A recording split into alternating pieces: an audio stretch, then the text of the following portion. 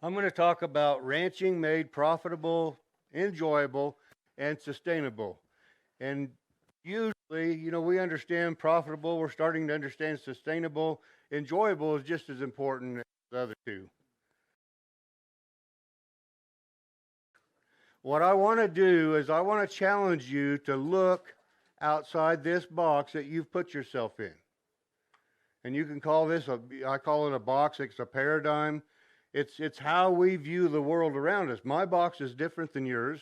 Yours is different than your neighbor's, but we're all stuck in our own box. And if we never get up and look out, think outside the box, we get trapped. And it's so easy to be trapped in your box because it's also your comfort zone. We're comfortable in our box. We really don't want to change anything else. We don't want anything else to change. But the one thing we can count on, things will change. So you need people like me. I need people like you to challenge me to look outside my comfort box, my comfort zone and box, and see things a little different. See what's possible.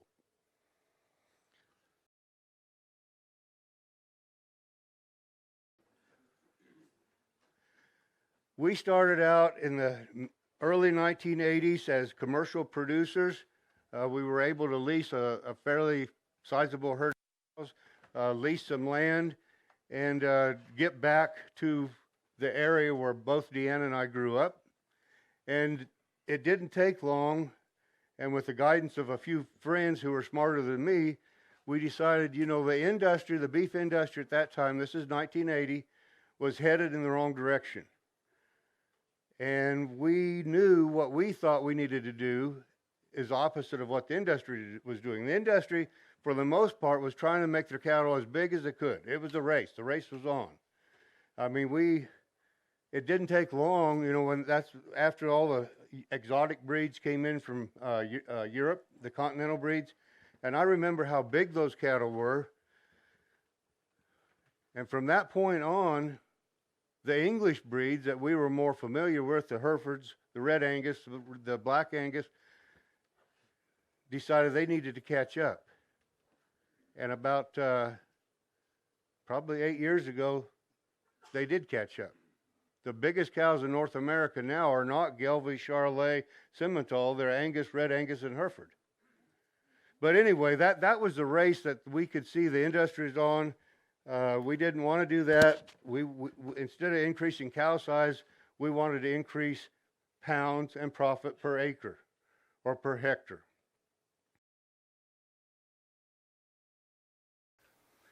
I want to start with this quote: agriculture that is not profitable and enjoyable will never be sustainable.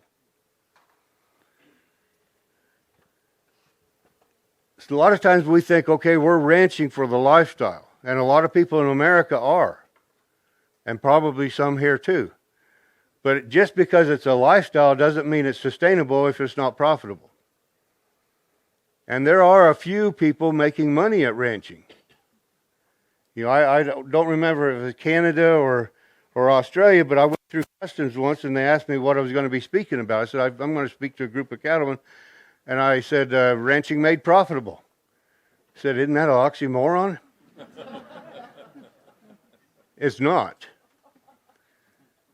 But it has to be both of those to be sustainable. It has to be both of those for the next generation to say, I like what we're doing here. I want to come back. Now, I'd like to ask the audience about now, what do you think the average age of cow-calf producers in Australia is? 58, 60. David, what did you tell me before? 64. David acts like he knows what he's talking about, so I always go with that. The rest of you are quietly guessing. So 64, that's about the same as it is in the U.S.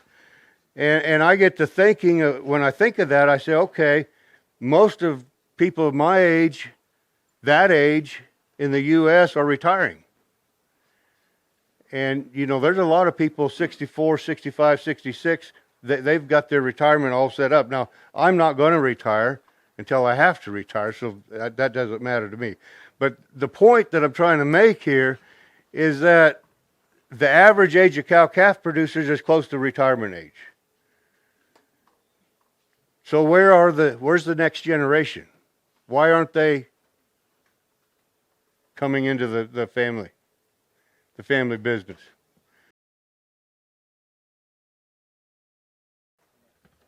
Much has changed in the last 50 years. Do you think ranching is as profitable today as it was 50 years ago? No. Ranchers were much more profitable 50 years ago than they are today. For the past 50 years, input costs have risen 4 times faster than cattle prices. And I believe input costs are going to pretty much keep increasing. I mean, there may be some drop in crude oil prices and things like that. For the most part, I think we're going to see this thing just keep going. What do you think? So that's something that's making it hard to be profitable today. So we're going to have to learn how to ranch with fewer inputs. Almost no inputs would be great.